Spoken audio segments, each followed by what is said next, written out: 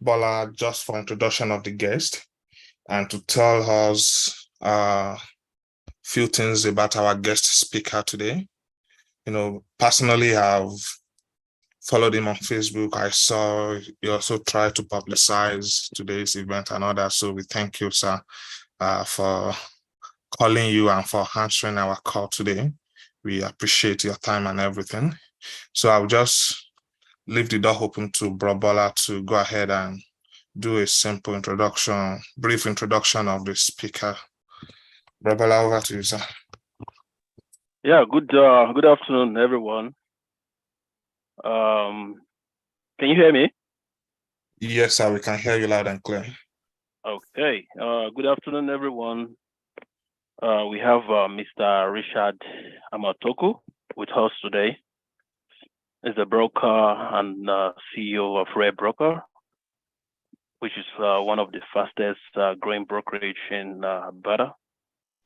He's a seasoned investor with vast knowledge and several years of experience in the real estate sector.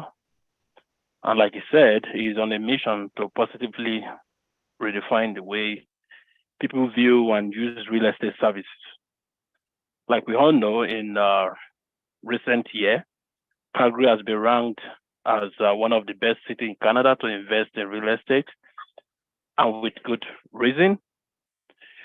Hello, everyone. Good afternoon. Good evening, depending on where you're joining us from. Oh, it is speaking already? Yeah, just Hello, go ahead, go ahead, sir. Okay. So I said in recent year, Calgary has been ranked as one of the best cities in Canada to invest in real estate. And that is with a good reason. The city has a booming economy thanks to the oil and gas and also the growing tech sector. The renter demand is high, and experts have predicted that the price will continue to rise in coming year. So with that said, I know most of us have been wondering how we can take advantage of this booming market and invest in real estate. So today we have the opportunity to listen and to also ask questions from Mr. Richard, as he will be speaking today on ways that we can invest in real estate. So I encourage us all to pay attention to all he has to say and also write our questions down as he will be answering them later. Mr. Richard, welcome one more time, and over to you. Thank you.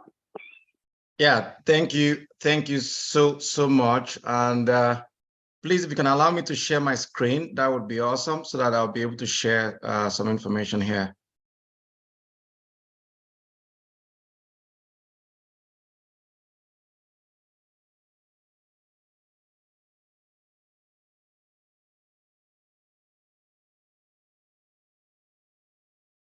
Yes, you can go ahead and share it. They just made you a co-host, sir. Okay, thank you so much. Yeah.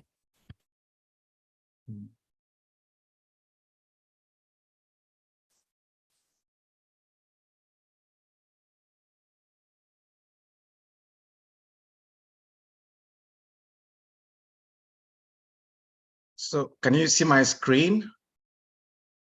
Yes, sir. Okay. So I would like to welcome everyone and thank you for taking the time to join us today. And I also want to especially thank the leadership of RLCCG, Palace of Grace, for inviting me and giving me the opportunity to speak on this very topic, which is really dear to my heart, because in recent times, this has been one of the ways, or one of the easiest ways of creating wealth, especially in Calgary, and having the opportunity to share with a lot of people, and hoping that you just don't just get information, but you also get a chance to really use that information is really awesome. So for that, I'm really grateful to the leadership of the church, and I also want to thank everyone that took the time to join this seminar. So a little bit about myself. My name is Richard Amatoku. I'm the broker and owner of the Rare Brokerage Incorporated. operating as a rare broker. It's a brokerage that I started out this year, actually. And right now we're about 10 agents. I have about 10 agents and 1 unlicensed assistant as of today. Let's dive into the real topic of the day, which is investment. I'm just going to give an overview of investment, and then with emphasis on real estate investment, and then the local market, the Calgary market, because this is one market that I understand very well, and I'm hoping to share my knowledge and my experience, not just as a broker, but also as an investor. Just to give a little bit of background about myself, I actually went into real estate in Alberta here in 2020, just during COVID, I would say. October 1st was when I got my license. And I got my license because, not because it was an accident. I didn't intentionally want to be a realtor. I wanted to be an investor where I got to do a few things like flipping properties and things like that. But also having a realtor that was patient enough to work with me, because investing in real estate is about numbers. It's a simple math. The number has to work. It's not about sentiment.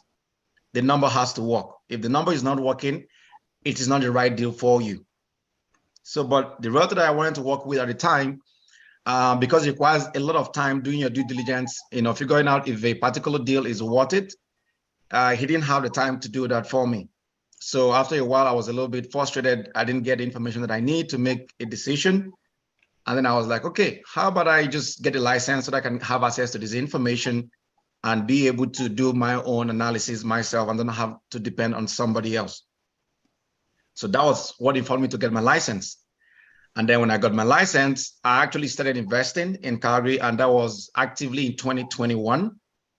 And then because I already have my license as well, I decided to put out the word there that I have a license. Being that I moved to Calgary in 2019 from Toronto, I didn't know too many people here.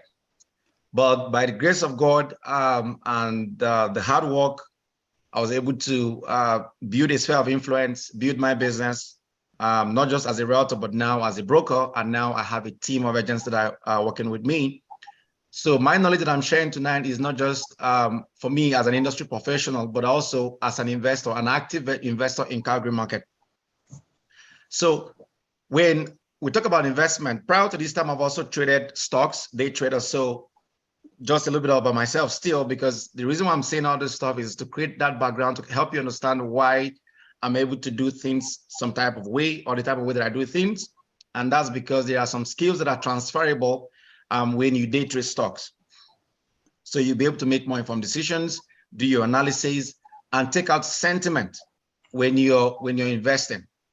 So when we talk about investments, for me, it's very, very key that you understand why you're investing. You're not just investing because other people are investing, everybody's buying rental properties I want to buy. Yes, it's nice that you want to do what you believe is good, but at the same time, it is essential that you understand why you're doing it. So purpose is very key, because also it allows you to run those numbers to see if it makes sense for you to go into a particular deal or not. And also when you're investing as well, there's other thing that I think is very crucial is the forecast. Having an idea of where things are going to go, because as far as you're investing, it requires some amount of time, even though if it's a short term. In the case of, let's say, in a real estate where you're doing a flip, fix and flip, it still requires time for you to buy the property, fix it up, put it back on the market, get somebody else to buy it. It requires time. And within that time frame, the market can shift.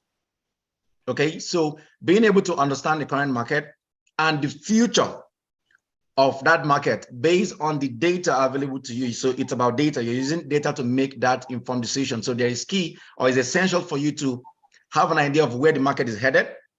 That way, you know the kind of investments to go into, the kind of strategies to use, and what your investment goal should be. And then having said that, the other thing I want to touch base now, based on emphasis, is real estate as a vehicle for investing. So again, we understand that there are different ways you can invest. There are stocks, there are bonds, ETFs, cryptocurrency for those that do cryptocurrency, among other ways of investing. But for the purpose of this seminar, we're focusing on real estate as a vehicle for investing and creating wealth. And then the other thing that I also want to explain is that when you're investing in real estate, it is essential that you have an investment goal. An investment goal and the strategy to use, they work hand in hand.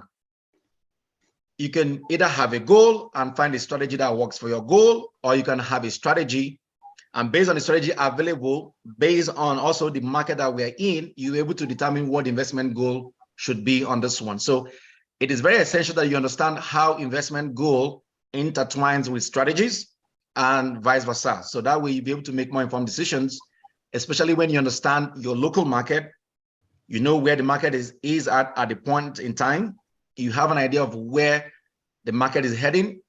A few things might change along the way, yes, but it's good for you to have a plan. You just can't start without a plan. You need to have a plan so that when those changes happen, you'll be able to tell how it's going to affect you or affect your investment. So tonight, I'm going to be discussing a lot of things, including strategies, because that is key to investing as far as real estate is concerned. Now, let's talk about the strategies of investing. There are so many strategies. Every day, just the way the world is evolving, people are coming up with ideas. So there are different ways of investing.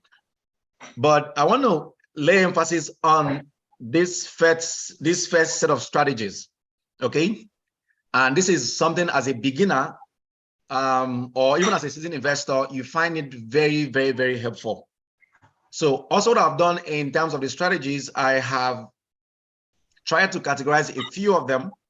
And then there are some that is a little bit of more like a hybrid, like a combination of two or more strategies. So as I continue to explain them, I hope that you understand these strategies as well as the ones that are hybrid nature as we progress. And then I will also go ahead and highlight some other strategies, but I'm not going to be discussing those other strategies in details. I'm going to be focusing on these main 4 strategies. So when you're investing in real estate, there are quite a number of ways that you make money in real estate. And that's what I mean by strategies. And then the first one that I really want to discuss is what I call passive appreciation, right? So under passive appreciation, there are 2 subcategories of passive appreciation.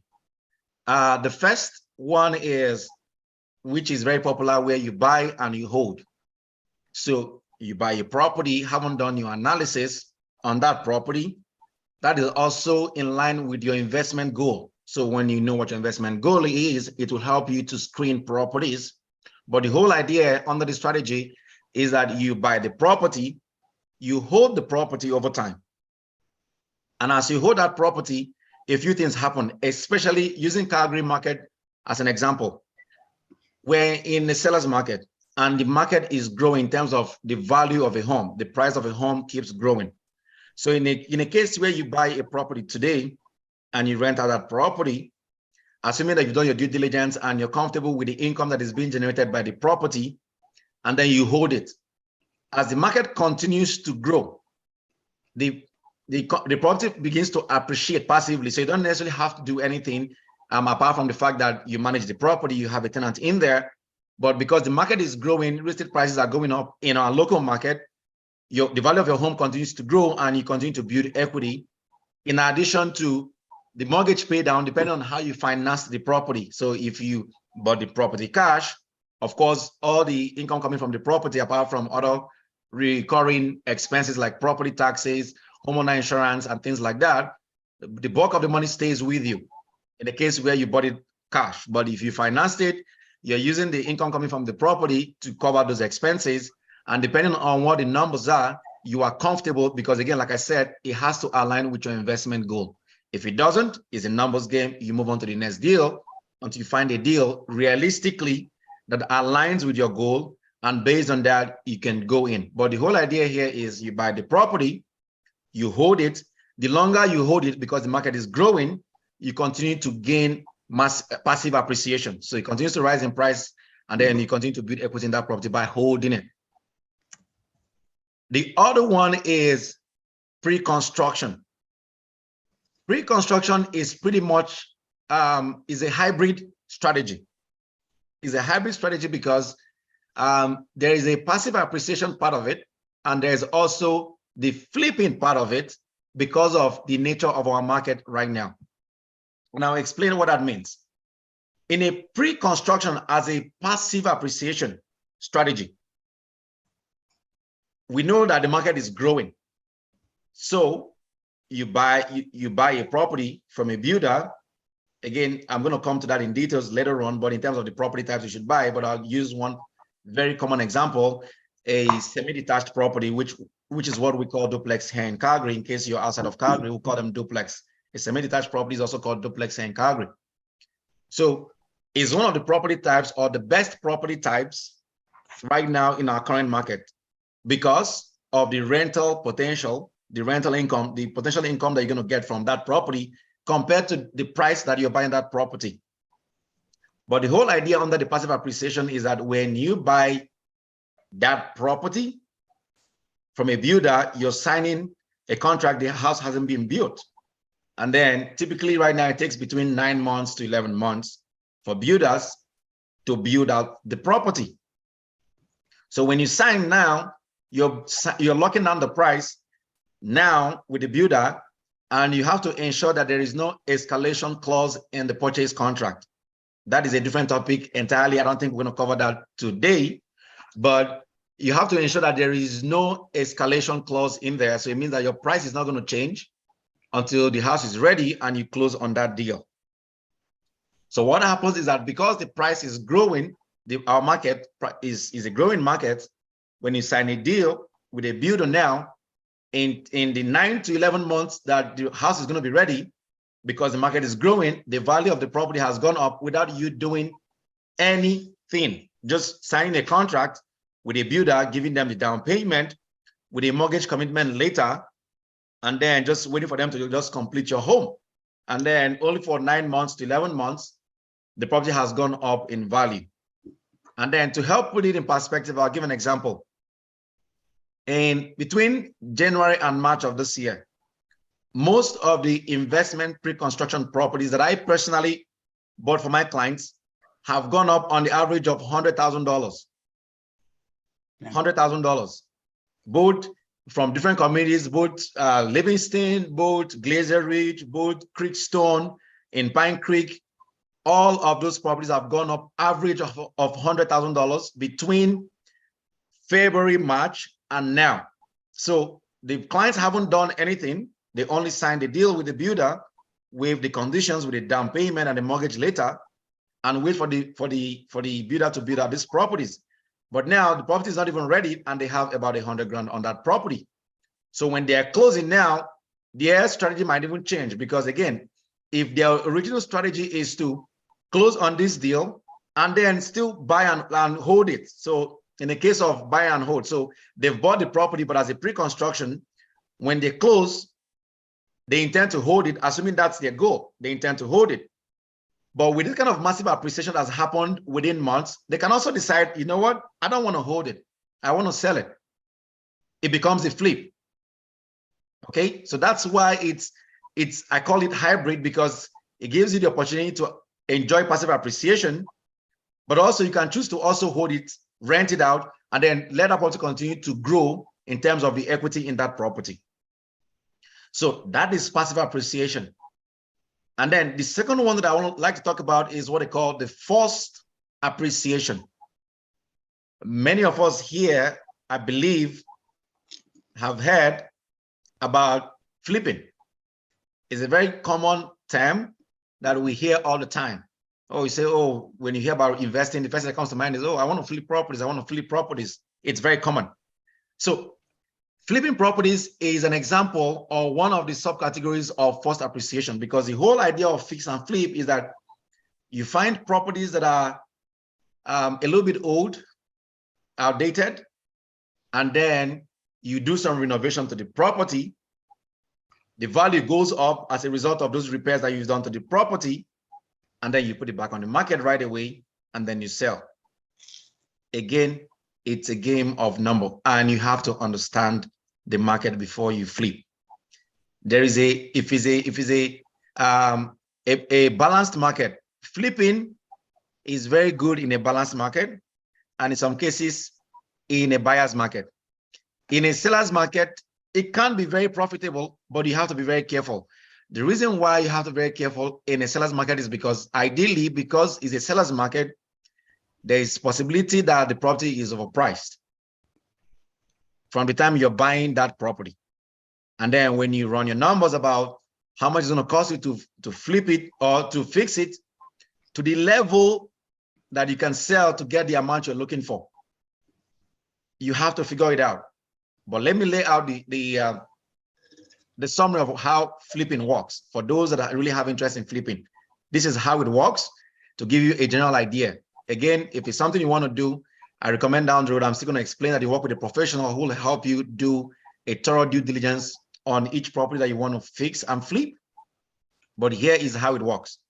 So you get the property, or you find the property that you want to flip based on the fact that you can find ways to improve the value of that home. So there must be a value addition to that property. You must be able to add value in some type of way. That's why they say, hey, go for a rundown property, because that's where you'll be able to do some work. If the property is already renovated, what work do you want to do there? There's no value you're going to add. Therefore, how is the price going to go up? You're not going to make money. So you have to find a property that you can add value to. Okay. And then when you find it, in terms of doing your numbers, you have to figure out the kind of improvements you have to make to that property. And you have to find out what a similar property will sell for, or sold for rather, that had that level of renovation. Because that's how you stay connected with the market to know if the amount I think I want to sell this property, if it's realistic. You just can't determine how much you want to sell your home. Every neighborhood has a price max.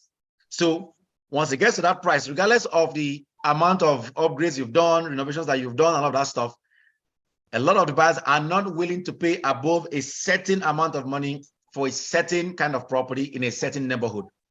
So if you check for properties that have sold, that are renovated, check them, see what they sold for, see the kind of upgrades that was made to that property, the kind of improvements that was made to that property, and then based on that, you'll be able to set your budget in terms of what is going to cost you to add those value to that property. And also, it also helps you to know what you can possibly sell that property. The other thing that you also have to keep in mind is, depending on how you're financing that deal, you have to also factor in the cost of holding the property while the renovation is ongoing. Usually, in terms of financing, one of the best kind of financing to use is the private lender thing, because again, the way the mortgage is structured, it doesn't really trigger penalty. And that's also because you're using the loan for a short time. So usually private lender works best. However, there is cost associated with holding that property while you're doing the renovation. The other thing you also have to figure out is making sure that you have a team who is going to do the renovations within the planned timeline. There is a timeline. So if it takes them longer time to do the renovation to that property, it means that your cost of holding that property while they're doing the renovation is climbing, and that might be eating into your profit. So there's a lot of numbers that you have to run, crunch those numbers correctly, and then track the project to make sure that the project is on course, because if there's a scope creep or it extends beyond the timeline, your profit might be at stake.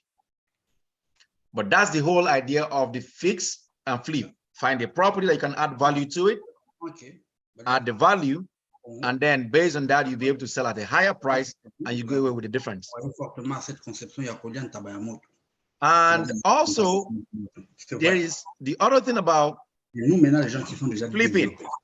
Not only rundown properties can you flip, you can actually flip a brand new property.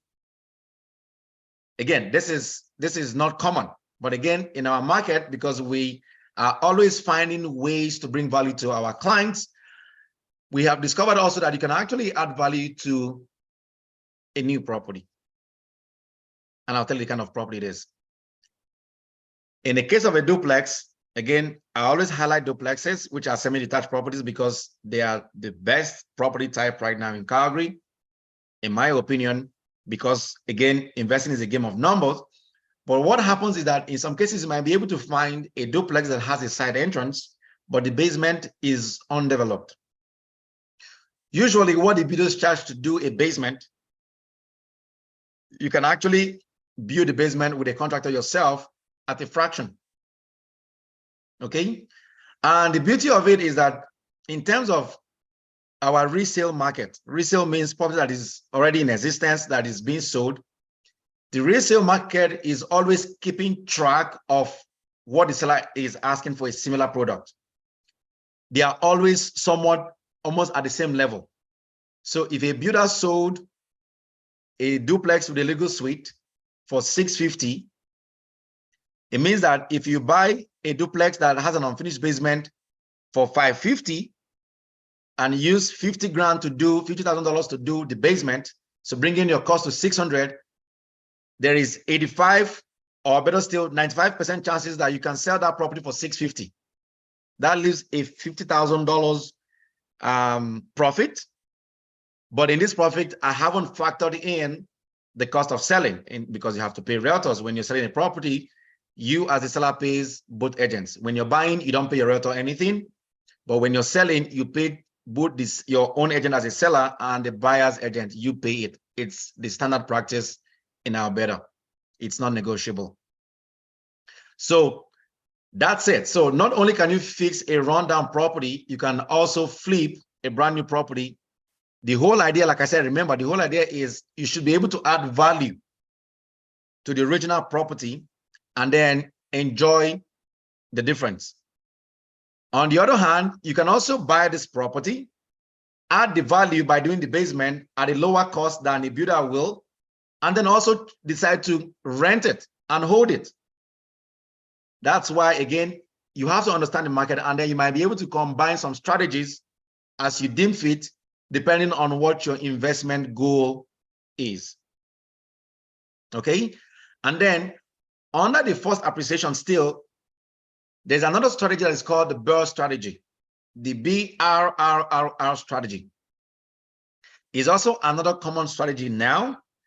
And the whole idea is get a property that you can add a value to, add the value, which is what I've called renovation for the purpose of this learning.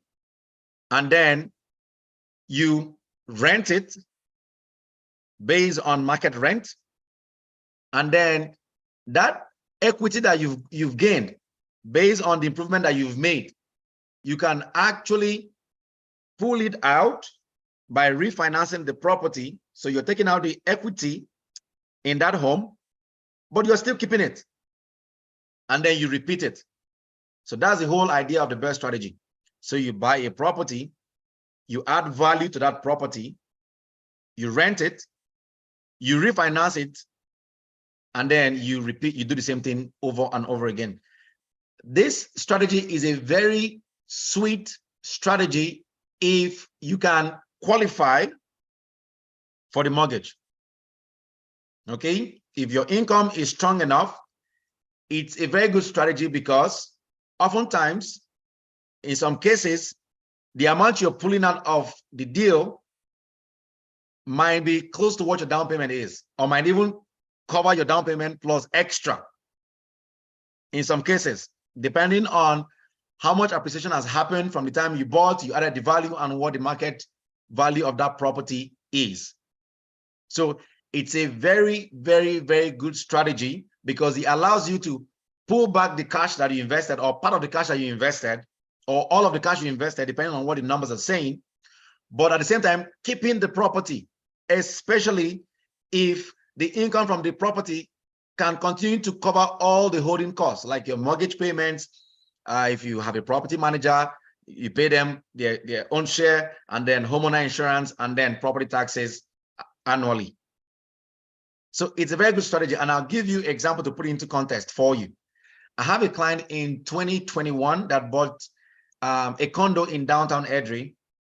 It's a foreclosure property at the time that we bought, and the client paid about $135,000 for that property. 2-bedroom, 2-bath in the heart of Edrei, downtown.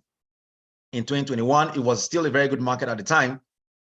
And then he did a 20% down when he was buying that property. He did 20% down, and then he closed on the deal, did a few, painted the unit, and then rented it at a premium. At the time, condos there were rented for around $1,350, but because he painted it white, changed the lighting there, he was able to rent that property for $1,600. Fast forward to 2023, the client refinanced that home. He refinanced it in, I think, in April. And his initial investment, so if you do 20% down on 135, that's around 13,500, 26,500 ish. And now, if you look at the passive appreciation, as I time refinance, the property is 220. So you can imagine the passive appreciation that has happened between when he bought the property and when he refinanced. So when he refinanced, he pulled out money from that property. And of course, we know that the rental market is very good right now. The rental market has gone up. The rent has been reviewed upwards to 1950.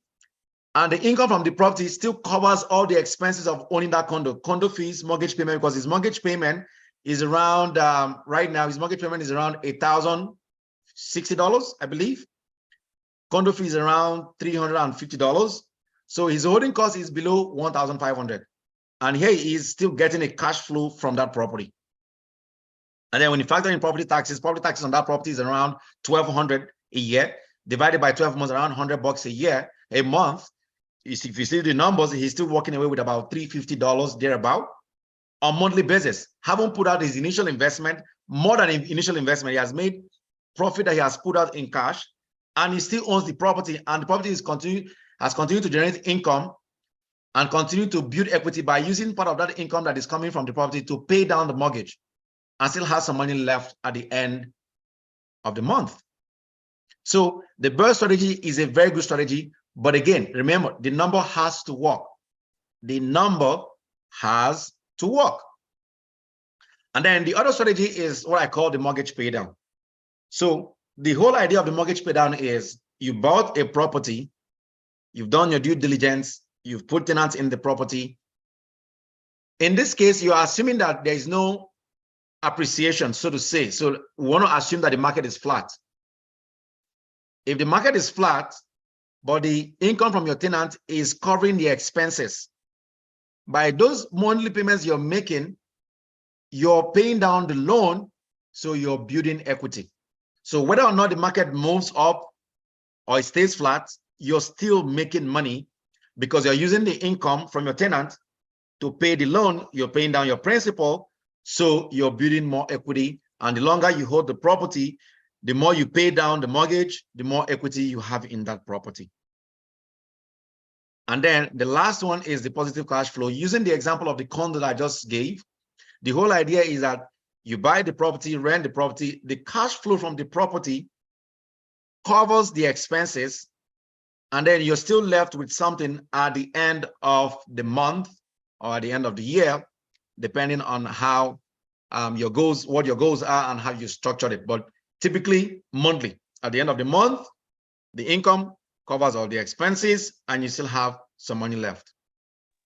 Again, given the Calgary or given Canadian real estate market, Canada real estate market is a very expensive market. Oftentimes, we don't see huge cash flow on properties, except when you go into multifamily. When it comes to single family homes, the cash flow is not usually that high. So for people that are banking or thinking of investing in a way that they're going to be living off their cash flow, then they have to really grow a larger portfolio so that when you add the passive income on each of those properties at the end of the month, it's going to be reasonable. And then you can live off that passive income that is coming from your properties.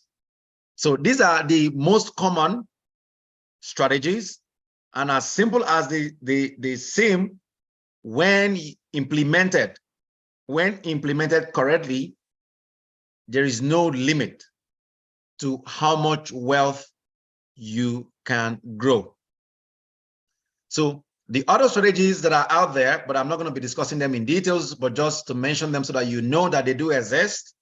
We have wholesaling. Wholesaling is a common strategy in the US. It's not really common here, but the whole idea of wholesaling is that you find a property that you feel like is well priced, negotiate with the seller, put it under a contract, but you don't have to close on the deal. You don't have to get a mortgage.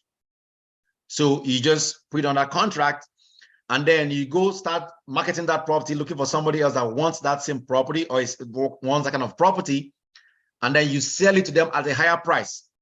So because you have a contract with the original seller, he's not going to increase his price.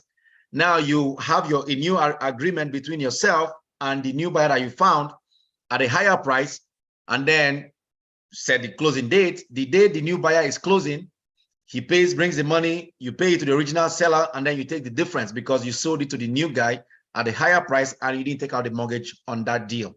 So it's a common practice in the US. It's not really common here. And then the other way of investing is what they call the REITs, which is the real estate investment trust. Is like stocks of companies that are playing in the real estate space. So they are real estate investors. They have different kind of properties in their portfolio. The whole idea is that you buy it like a stock, you invest with them, and then they pay you, give you dividends. So there's a return on your investment.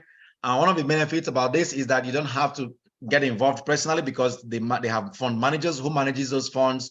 They have a whole team that does the property management and all of that stuff. So again, it's hands off. You don't do anything. You just buy more like their stock. And then as they continue to make profit, they give you something in return for investing with them. And then the other benefit of using REITs is because you can also have access to your cash quickly. So just like you can sell a stock when you need something comes up and you need to probably diversify or you want to move your money to something else, you can easily sell your position with these companies, pull out your money and move on to other things. The other way of investing is the vacation rental, Airbnb, VRBO, and the likes of them. The whole idea is when you own a property, if you don't want to rent it full-time to a tenant, you can furnish that property, put it on those platforms like Airbnb, VRBO, and then as a short-term rental, people rent the property on nightly basis, so they pay per night. Usually, maybe the best time in the market is usually the summer months. The occupancy rate is high because a lot of people are coming to Calgary, coming to Alberta, for vacation and things like that. And some people are coming to work, among other things. They pay you per night. In a good year, the summer months, money earned in summer months, when you average it across the 12 months of the year, it will supersede what tenants are going to pay you on a long-term lease. So it can be quite attractive. But also, if you're looking to go that route, you really have to understand how Airbnb works, what guests are looking for. Set it up in a way, that your guests are going to love it and want to return to that property. Make sure that you're pricing your property correctly, and then also make sure that you're responsive, you respond on time. Your cleaning team, they are pretty top notch. Because again, when a guest leaves, they leave you a review. If the review is good, when people want to book a space, they usually want to go and read your reviews to kind of know what to expect. So if they see bad reviews that this property, there's a lot of complaints, they're not going to book it. If nobody's staying in your property, you're not making money. You're just spending money. And then the other thing about Airbnb as well is that there's what they call an Airbnb arbitrage. So you don't necessarily have to own the property to do an Airbnb. You can actually rent somebody's property with their consent. It's advisable that you get a consent of the owner of the property that you want to use the property for Airbnb. Okay, and then you furnish the property, you put it on Airbnb, put it on VRBO, among other platforms that are out there. The whole idea is that the income that you're going to be making at the end of the month on a short-term rental is going to be higher than what you're paying the landlord for the property. So because you're making more and you're paying the landlord less, you walk away with the difference. That's the whole idea of Airbnb arbitrage. Again, if you want to go into that space, you have to learn the ropes, understand the risk, and then go into that space. But it can be rewarding. Again, personally, I've done Airbnb. It can be rewarding if done right, but you have to understand how it works and then just do it right. The other thing that I want to discuss is that you can invest. If you have money and you want to invest in real estate, it's private lending. So if you have huge amount of money, you can actually be a private lender. So when you lend people money secured by the real estate, so you're not just lending money for them to go and enjoy or have vacation, you're securing that loan with the property they are buying, okay, at a higher interest rate. So unlike when conventional lenders are giving usually probably giving interest rate at maybe 5-6%, you're offering your loan at 10, 11, 12%. Those who need it will take it, especially those that are flipping properties, and then those that need what they call bridge financing. So they probably have another financial arrangement in place, but just needed quick money to get something out of the way before the other money comes. So again, because it's a short term, the high interest rate doesn't make much of a difference. They are comfortable paying it. They'll borrow your money at a higher interest rate, and then just boom, boom, get your money back to you. And then the last strategy here is the development project. So the development projects, one good example of development project is infill. So if you drive around your city, assuming you're in Canada, maybe in the major cities, and you drive around some old neighborhoods, you might see some new properties in those old neighborhoods. And usually they are either semi-detached properties like a full duplex, or they are land homes on those lots. So the whole idea is that they go into those inner cities that is going through renovations. So, people are beginning to revamp that particular community. So they go in there, usually because they are old properties, they usually have big lots. The lots are usually big. So what they do is, based on the city zoning, you do those due diligence as well to understand that the zoning will allow you to build what you want to build there. Because if you don't check the zoning properly, the city may not allow you to build that full duplex or 2-lane homes on that lot. So at the end of the day, it's a waste. But the whole idea is, assuming that you've done your due diligence, you buy those houses because they are in a big lot, the house is old, you demolish those properties, get your permits from the city, get your construction team in there, and then build either a full duplex or 2-lane homes with modern finishes.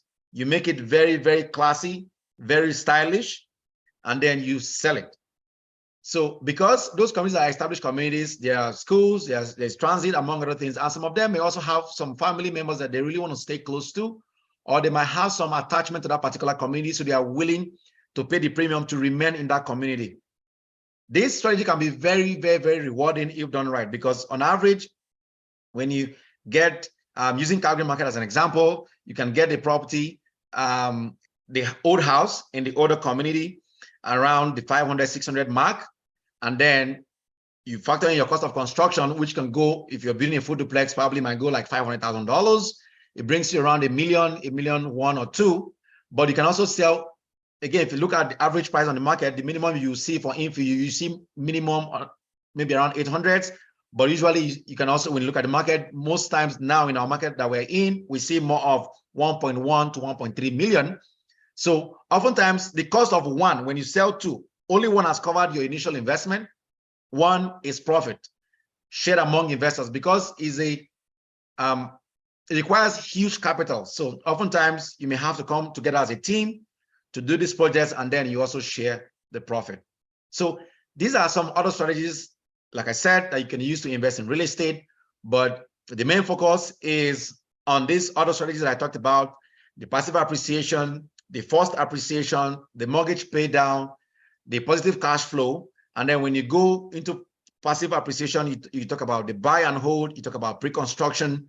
And then when you also go under flipping, you also flip old properties. You can also flip a brand new property.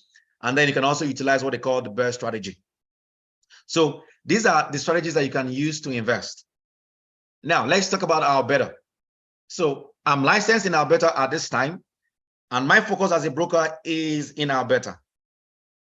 While those strategies can be used in a different, all across Canada, there is need for you to understand the local markets where you are operating, and then you apply the appropriate strategy that fits your market at that point in time.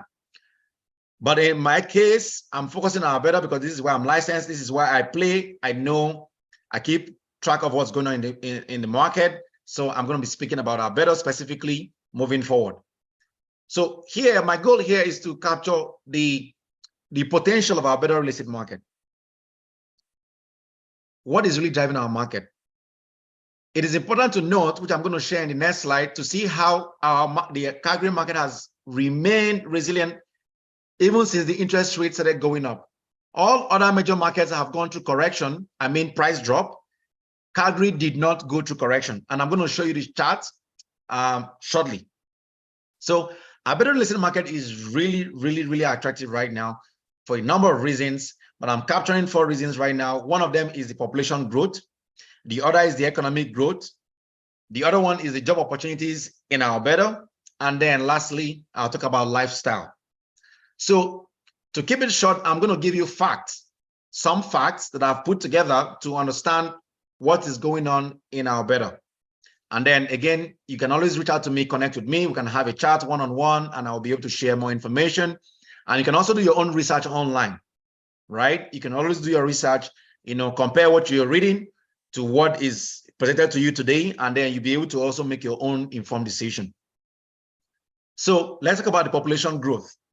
So in 2022, Alberta population went up by 160,000, just over 160,000 in 2022. And then I like to also lay emphasis towards the end of the year, because it could have been that, oh, this migration happened, or this growth happened maybe towards the beginning of the year, things have changed. No, it hasn't changed. As a matter of fact, should I say it's worse or it's better for us? So the population is growing, which is better for people in Alberta or that have interest in investing in Alberta. So in the last quarter of 2022, 45,864 people, or Alberta population moved up by 45,864 between October and December of 2022.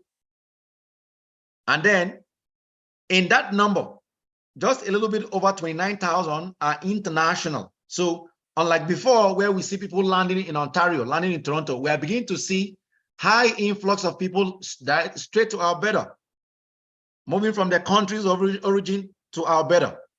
And then out of that 45,864, a little bit over 11,000 is interprovincial. So these are people moving from different provinces to Alberta.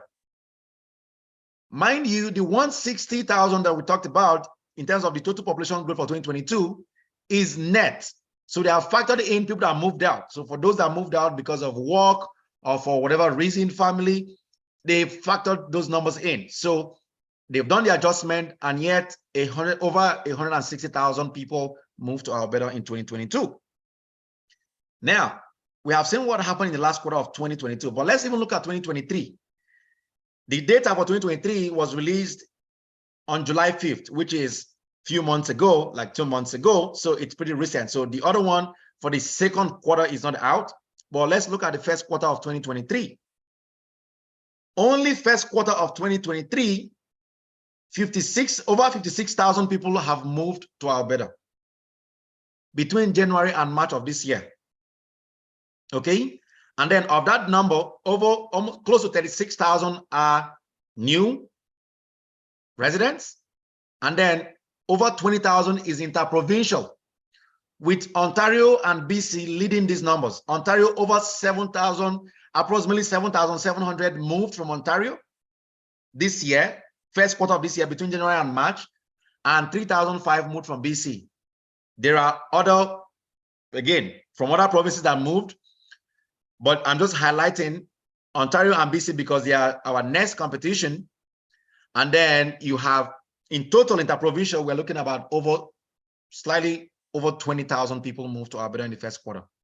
So hopefully a few months down the road, we'll get the data for the second quarter of 2023. And it's also important that you understand the age range of people in here to understand if it's a growing city, if it's going to continue to be a vibrant city. So of all the provinces, Alberta still has the highest natural growth rate. If you look at the chart on the left, it's pretty small. But if you look at the legend, the sky blue represents the natural growth rate. The youngest average rate as well, Alberta has it, as well as the lowest proportion of people aged 65 and above. So I believe these are the baby boomers. So you see that we don't have many of them. We have youthful people here, young people. So the workforce is going to be resilient, which is fantastic for any city. Now let's talk about the economic growth. Again, I'm giving you the facts. You go check again, just to make sure that what you're hearing today is the fact. Alberta in 2022, we actually reached a milestone, which is significant. Following the oil crisis that happened, the market correction that happened in 2015, the economy went down, but Alberta recovered fully in 2022. So it has recovered fully and it has moved into an expansion phase in 2022. And just only in 2022 as well, we experienced over 5% growth rate in 2022 alone. And then looking into the future of 2023, the forecast is that we'll continue to expand at 2.4% in 2023. So we are growing.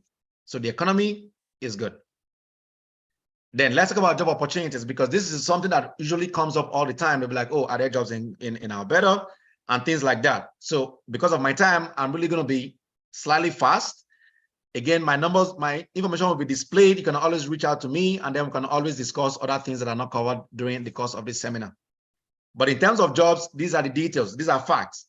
So of the 800 largest companies in Canada, 131 are in Alberta. Okay? 360 is in Ontario, but then when you make an adjustment based on population size, Alberta emerges as the leader with 2.9 large companies per 100,000 residents. In Ontario is 2.4. And then in BC is 1.9, which is good, because now look at the number of people competing to be in these companies. And now, again, one thing you can take away from Alberta right now is that Alberta is the hub of tech companies. And as of today, Alberta has or homes about 3,000 tech companies. And we know that tech is the future. So these are just a few of the facts that are there about Alberta. And then we go into the lifestyle thing.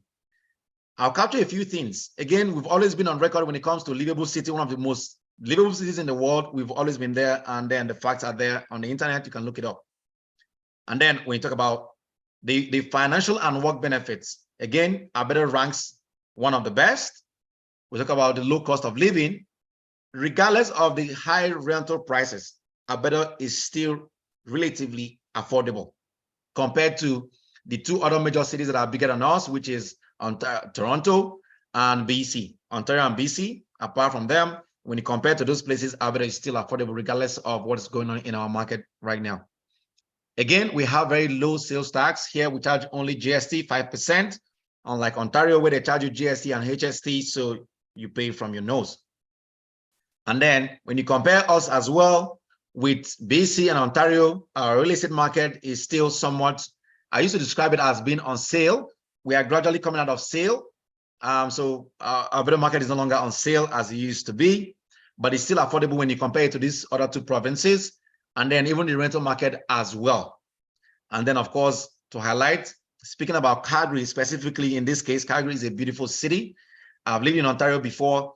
I live in Calgary right now, and I can testify that Calgary is a beautiful city, no doubt, hands down. And for those that have visited Alberta, they know, and we have lots of attraction like the Banff, the Jasper, a lot of recreational activities for you to do all year round, be it in the winter, be it in the summer. There's something for you to do in Alberta. Now, we'll talk about the Calgary real estate market. Calgary is the best market in Alberta as far as real estate is concerned. Calgary is the best. Edmonton is somewhat struggling. Calgary is fantastic. And if you're looking at the slide that I'm showing you right now, there's a chart. And what I want you to see there is how the different markets have reacted since the Bank of Canada started raising interest rate. Guess who's on top? Calgary. You can see the chart. It didn't really go down. Instead, it's heading up.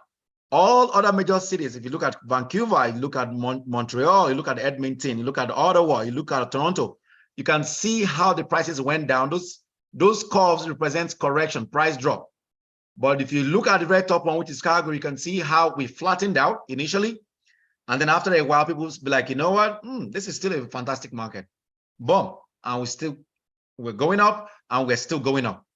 And this is characterized because of the major things that are happening in our market. Inventory is very low. Demand is high. So property prices are continuing to climb, so making it attractive. And then the rental prices are also climbing in Calgary specifically. Now, talking about the benefits of investing in Calgary, there is numerous reasons why you should invest in our market right now because the return on investment is high. Again, you can diversify your portfolio in our current market depending on what your investment goal is. The rental income here is good. Compared to Ontario, where right now we see what's going on in Ontario, where people don't pay the rent, and then you take them to the landlord-tenant dispute resolution place, where because of the backlog, before they give you an eviction notice, it goes 6 months, 8 months. That 8 months, the landlord is bleeding. In Alberta, that's not the case. So your income is pretty much steady. And in Alberta, there is no rental control, so you can increase your rent to adjust. So what has happened in our market is, as the interest rate continues to rise, landlords have been changing their rental prices to accommodate these changes and passing on the burden to the renters. So there's no rental control, which is a huge plus, as an investor when you're looking at all of these factors. And then, of course, because the market is growing, the longer you hold your property in our market, the better it gets. And one fact that I didn't put here as well, but it's very key that you listen to this.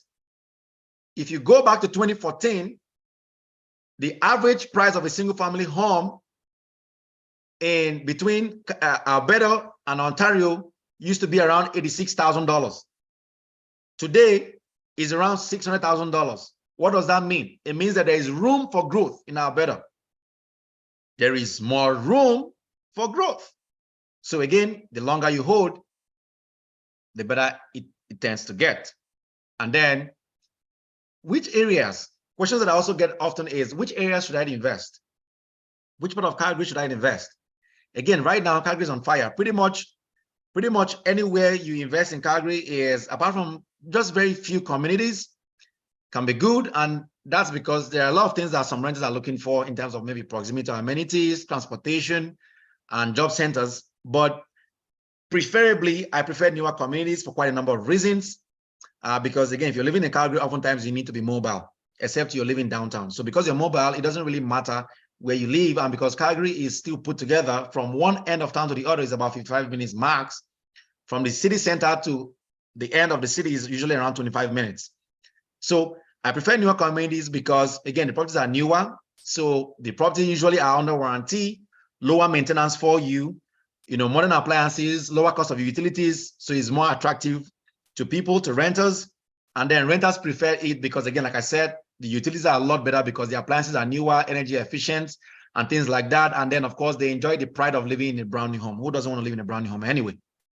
And then the other thing, again, is that because, again, we look at the number of people coming into Calgary, usually these people usually have friends in Calgary, have families in Calgary.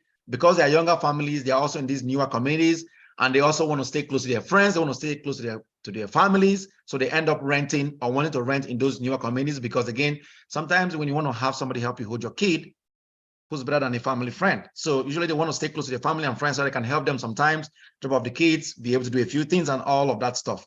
So that's why, personally, I prefer newer communities.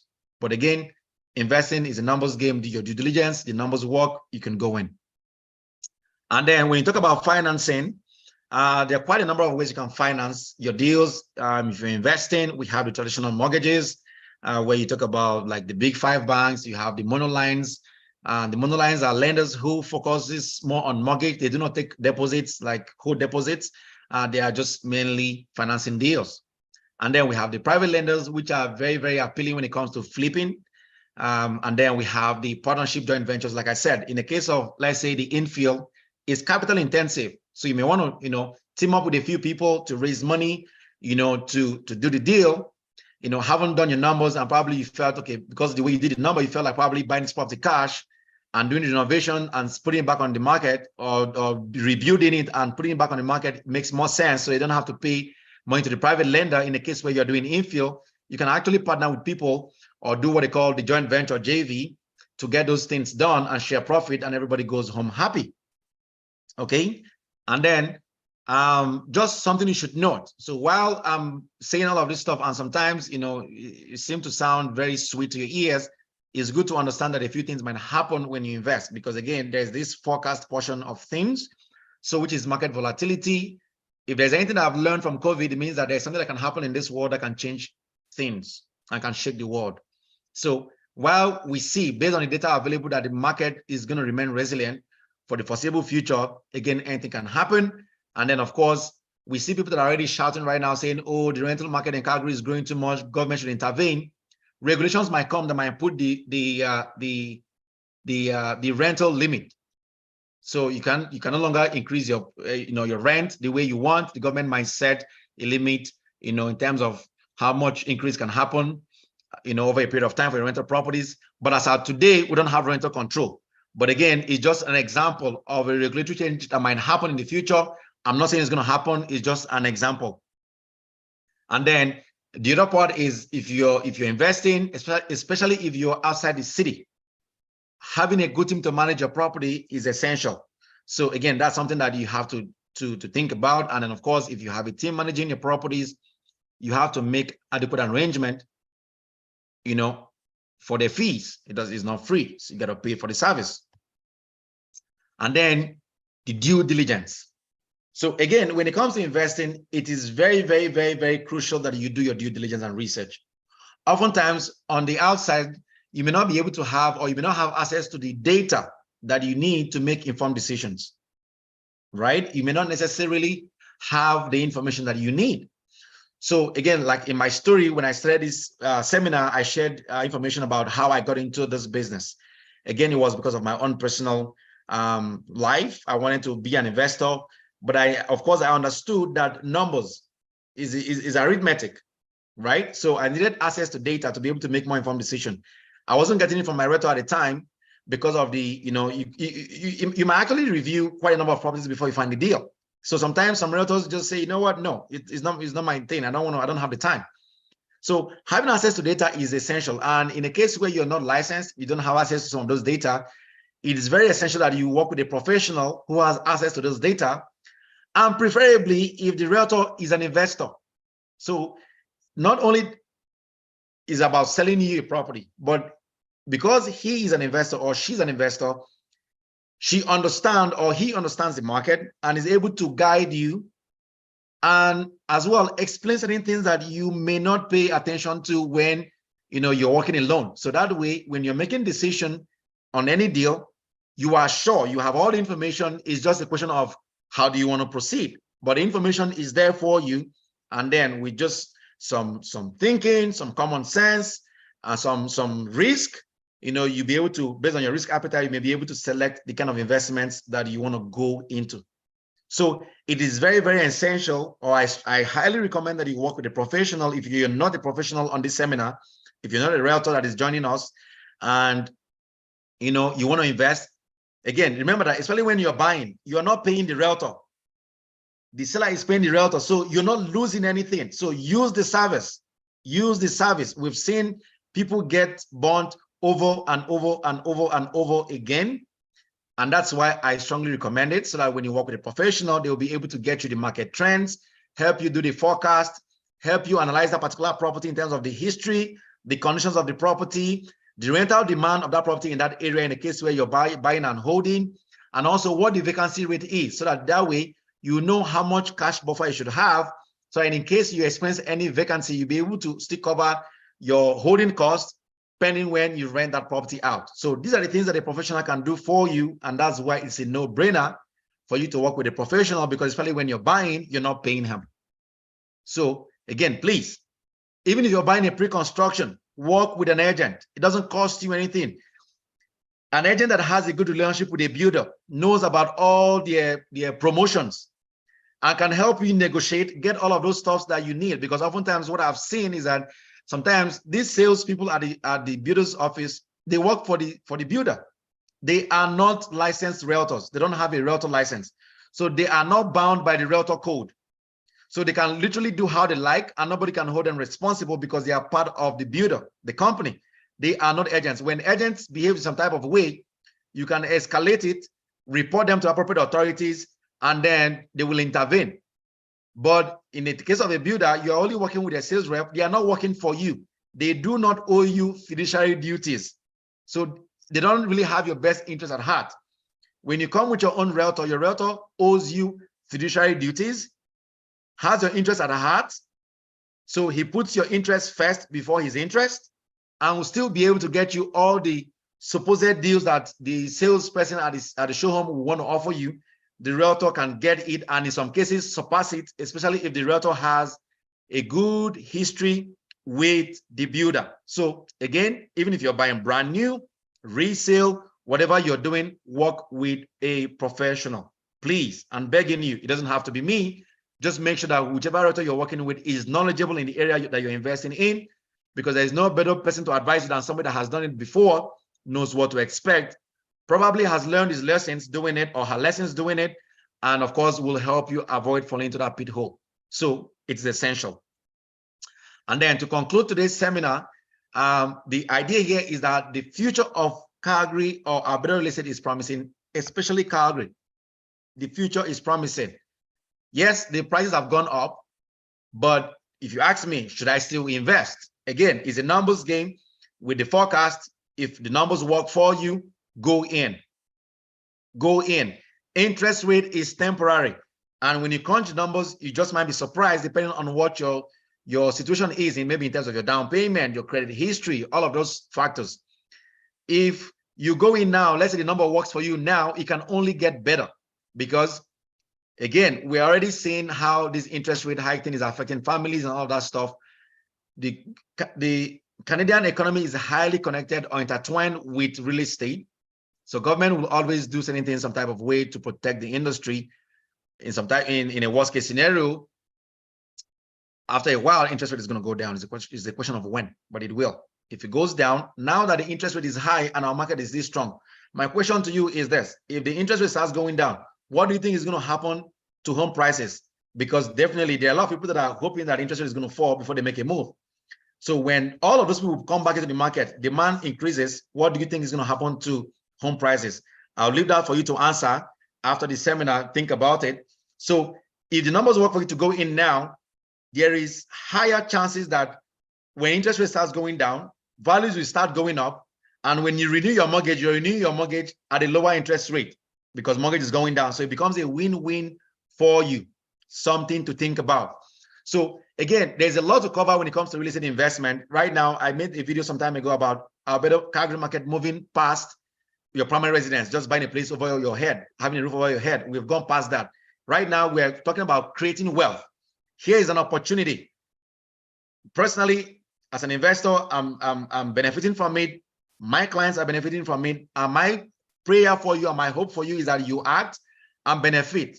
Imagine if, just random thoughts, you go in now and given the growth difference, or the difference in terms of average home price between Alberta and Calgary and Ontario in 2014, like I said, is around 86,000. As of today, it's close to 600,000. So imagine if you have a property now and maybe 5-10 years, there is $600,000 equity, passive appreciation on that property, not factoring in your mortgage pay down. Imagine what your life is going to be. I guess most of us that are running around trying to find our retirement package and all of that stuff, that might even surpass what your retirement goal is. So again, the essence of this stuff is to share some information. Moving forward in September, I'm going to be launching a real estate webinar where I get to discuss other areas of real estate apart from investing, but definitely investment is the essential part of it. And then of course, when that happens, if you follow me on social media platforms, you will know. And then you'll be able to, stay connected, continue to get this information. And most importantly, when you get this information, act. Do not procrastinate. Act. Action is essential. Information is key, but action is also as important as information. So that concludes today's seminar. I have my information displayed on the screen. You can take a picture of it. We're going to be taking some questions after, answering some questions after. In a case where we're not able to cover all of those questions, with my information, you'll be able to reach out to me and I'll be able to give you more information. I'm not charging you a fee when you call me. It's just a question of finding out time that works for the both of us to have those chats, and I'll be able to share my knowledge with you free of charge. So you can take a picture of it, connect with me later. In the case we're not able to answer your question or you want to, discuss more, please feel free to reach out to me. And then, of course, if you want information in terms of my sources for the information that I've provided about Alberta, I'll be able to also give you the link to where I put all those information from so that you can verify and also do your own research. So that concludes the end of my my presentation today. And I think we're going to move into the next phase, which is taking questions. So I'll give it back to the moderator to moderate how those questions are going to be answered in terms of the priority is going to be answered. And then I will be answering those questions moving forward. Thank you so much for attending. I really appreciate it for taking out the time to jump on this seminar. And I hope that you've gotten something out of it and you continue to learn and build and grow from there. Thank you so much. Well, thank you so much, sir. We really appreciate it. That was very informative. So we are moving into our question and answer session. So we're gonna do it two ways. You can either type your question or you can raise up your hand with Zoom emoji, and then our speaker is gonna address them. So, sir, the first question on that we have here is it better to invest in condos or semi-detached houses? Yes. So I think I did address that topic before. The best property type, in my opinion, again, I'm giving my opinion here, is semi-detached property. And I'll quickly give you my reasons. When you buy a condo, usually the numbers don't work. When you look at today's interest rate, and then you look at the condo fees, you look at the rental income, the potential rental income from the property. When you do the math, oftentimes it doesn't work, or it might just be, as a matter of fact, like they're going to equal each other in the best case that I'm seeing these days, right? And then the other thing again you should understand is that the condo fee can only go one way, up. So in the best case, it stays flat for a period of time, and then after a while, it goes up because you have to factor in inflation, among other things. So when you look at it from that standpoint, and you compare it to a case of semi-detached properties, look at the rental income, look at the holding costs, do the math, you'll be able to make more informed decision on that note. The second reason why I like semi-detached property is that it has a higher retention rate for families, because again, families that have 2-3 kids can actually live their entire life in the semi-detached properties. So except there is really, they can afford it and they want to move up to bigger homes. In terms of functionality, a semi-detached can accommodate a family, a growing family, longer than a condo will. So therefore, people down the road or tenants for rental purposes will always be attracted to duplexes because again, they can grow in that space. And then thirdly is what I would call, I want to find the right word to explain the other reason why I prefer duplexes. Yes, the last reason is saturation. So if you look at the 2015 crisis, the crash that happened following because of the oil, the property type that suffered the most are condos because they tend to be over supply of it. So if you look around the city, if you live in Calgary right now, you see that every corner is building condos, right? If anything should happen, we don't see anything that is going to happen. We don't see it happening, but again, uncertainty. If anything should happen, based on the construction you're seeing in the city, where do you think the oversupply is going to be? It's going to be in condos. What happens when there's excess supply of a product and less demand of that particular product? So it means that it's going to take the highest hit should anything happen in the future. So because of these 3 to 4 reasons that I've given, personally, I'm more drawn right now in the current market. Again, if the market changes, it can change in the future. But in the current market where we are right now, duplexes make better investments. No. And lastly, sorry, before I go, but again, remember, there are factors in play in terms of getting a mortgage.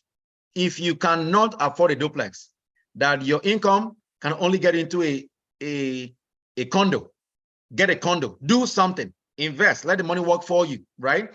But if in a case where you can afford it, and you're asking me which you're going to pick out of the two, I'll go with the semi-detached. Okay. Okay. So you mentioned that before you go, you are not going yet. There are still a lot of questions.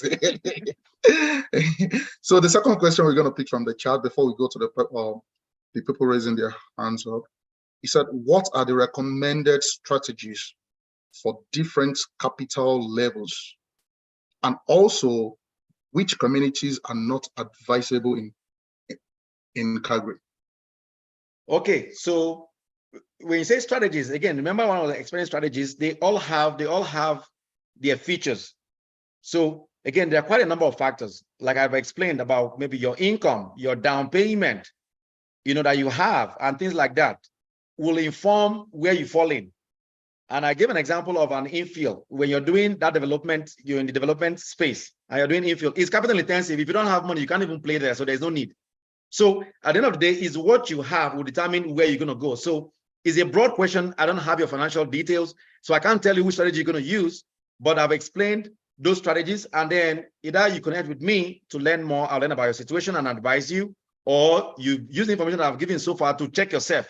And you say, okay, based on my strength and my weaknesses, this is the things that I can play.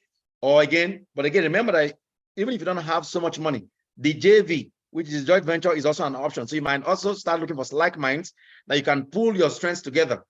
One of them is like a co-ownership. You can do a co-ownership where somebody has a down payment, but cannot qualify for mortgage because probably they are over leveraged. You don't have anything to your name. You can qualify. You have a job, just like you don't have a down payment. You can complement each other. One person holds the property as a legal owner. The other one brings the down payment, have an agreement, is registered on the title. So your interest as the owner of the down payment is protected. I think we have a lawyer on this on here, the person of Edos. He's someone that is also very, very knowledgeable when it comes to this area. And I also have my father here, who is a father figure to me, who is also a lawyer, Anthony Mira. So there are quite a number of lawyers that are here. And when you talk to them as well, they can help you, sort it out. But again, there are strategies that you can adopt based on your strength and your weaknesses. Okay, thank you, sir. Then we move to the RCCG Palace of Grace. You can unmute and ask a question. Yeah, sorry, that's me. So my question is, what does the down payment percentage? Must it be 20% for the property to cash flow? Because everything you mentioned, 20%, 20%. So must I have 20% if I can buy? I already have a property that I live in now, then I want to buy a rental property. Must I have 20%? Thank you for the question. So mortgage rule, OSFI, which is the body that sets some of these rules for mortgages, they are saying if you're buying a property as an investment property, your minimum down payment should be 20%. That's the reason why I'm always referencing 20%. However, if you already own a home and you're thinking of buying a second home and you want to live in the new home and rent out the previous home, and you've owned that home for at least 1 year, you can buy with below 20%. But that new home has to be your permanent residence, and then you rent out the older one. That's the way to go around it. Okay. Then I got a private message here. He said, what advice would you give an international student who is interested in this area? And when is the best time to dive into the real estate investment? Yeah, so for students, it's a gray area because of the 2-year ban by the government of Canada. So you may not be able to buy. I think the last time I checked, Canadian citizens, permanent residents, and those with work permit that can buy. Students, there's an exception for students. I think it says they must have been in Canada for at least 4 years, filed taxes for at least 3 years to be able to qualify to buy based on that ban by the government of Canada, right? So again, lawyers do help us in this area because it has to do with government regulations, the law. So usually I refer clients to lawyers who will assess them to see if they qualify under the exempt for students, okay? But in a case where they can qualify, again, one of the options available will be a JV, because now they can partner with somebody that is a permanent resident, that is a Canadian who can buy, but then they have their own private arrangement in terms of their commitment, their interest in the property, I believe. And then that's how I think one of the ways that you can play in this market. All right, thank you, sir. Then the next question says, what are the main cons of the BR strategy? The BRRRR strategy? Yep. What are the cons? Yep, the main cons. Yeah. Like disadvantage. So the con, there's no con. So to say, there's no con because, again, remember that it's just a question of the numbers, if the number works. The BRRRR strategy is one of the best strategies. I wouldn't call it a con. The only thing is, depending on how the financing is structured, you might easily get over leveraged. So you've done 1, you've done 2, you've done 3, except you're able to structure a portfolio that you go into commercial kind of financing, right? As an individual, your debt income ratio is difficult to have the kind of income that you would require to continue to refinance the property moving forward. Because when you're structuring a mortgage, there's what they call debt income ratio. Usually especially when you're working with the A lenders, there's what they call GDS and TDS, the gross debt service ratio and the total debt service ratio. Ideally, when you're applying for a mortgage, the lenders does not want your GDS to be more than 39 and your TDS to be 44. What does GDS mean? GDS is your gross debt service ratio. It is the cost associated with owning a home. So they don't want more than 39% of your income to service that home you're buying. And then they don't want the total debt that you have. So let's say you have a car loan, you have a student loan, you have a personal line of credit, all of that stuff, all of that loans that you have. The cost of servicing all of those loan plus that house you're buying should not exceed 44% of your income. So in a case where you're refinancing, by the time you buy 2 or 3 properties, you're already maxed out. There's no way your TDS will fall under 44. So at that point, you start looking for other creative ways. There might be some, at that point, there's some private lenders that may not really consider your threshold. They may look at all other portfolios that you have, do a rental worksheet, see how much your cash flow are on those properties, and then still be able to finance you. But then at that point, that one is a little bit more extensive, requires more knowledge, more people that are experienced in the field, and they can guide you there. So I would say that's a limitation, but there's no con. I would rather call it a limitation, but not a con. But if the numbers work, is one of the best strategies. All right, thank you, sir. The next question I have here is, how easy is the real estate market for international buyers in the area of taxes? Yeah, so again, that question is best answered by an accountant because it's not my area of practice. But again, we already know that there's a ban for now. So again, international buyers can't really play in our market for now because they can't even buy. So issue of taxes is not even valid. But down the road, when it opens up and they can buy, the best person to talk to is an accountant. An accountant will be able to tell them what the implication is going to be as from the tax perspective. It's outside my practice. Okay. So Luis, just to be clear, did he answer your question about the limitation? Also, you can let me know. Yes, he did. So okay, by the time I was typing the question, he already addressed this. So thank you. Okay, great. So Bukola Abimbola, you can unmute and ask your question, please. Okay, thank you very much, sir, for the insight. I just want to ask a very brief and quick question. Well, I heard that you were mentioning 20% down payment and all that. So, but I read somewhere, I heard from someone else that as a first-time home buyer, all you need is just 5%. So I just want to clarify that. Okay, thank you for the question. So remember that the subject of this seminar is investment. Okay, so investment is different from if you're buying the property to live in the property. It's a whole different thing. That's a whole different topic. So because we're focusing on investment, that's why you're seeing more of 20%. And then I did explain how you can buy a second home, move into the second home and rent out the first home. That way you still own 2 properties. But if you're buying your first home that you want to live in, and that property should not be declared as an investment property. If you tell the bank that is an investment property, even if it's your first home, it's 20%. Even if it's your first property. But if you tell them that it's your permanent residence, you're going to be living there, then you can do a minimum down payment. I don't like to use the word 5%. I like to use the word minimum down payment. And I'll tell you why. The way down payment is calculated for mortgage purposes, again, please write this down if you're a first-time home buyer. It is 5% on the first $500,000 of the purchase price. The balance up to $1 million is 10%. Any portion above $1 million is 20%. So if you're buying a house that is $500,000, your down payment is 5%, which is $25,000. If you're buying a house that is $650,000, your minimum down payment is calculated as 5% on the first 500, which is 25, 10% on the balance 150, which is 15,000. 15 plus 25 is 40,000. So your down payment becomes 40,000. So this is an example why I don't like to use the word 5%. Instead, I use minimum down payment. So if your purchase price is below 500, it's 5%. If it's above, the portion above the 500 up to $1 million is 10%. The portion above $1 million is 20%. Okay, thank you for clarifying that, sir. I think, okay, let me see. Okay, I think that clarifies it.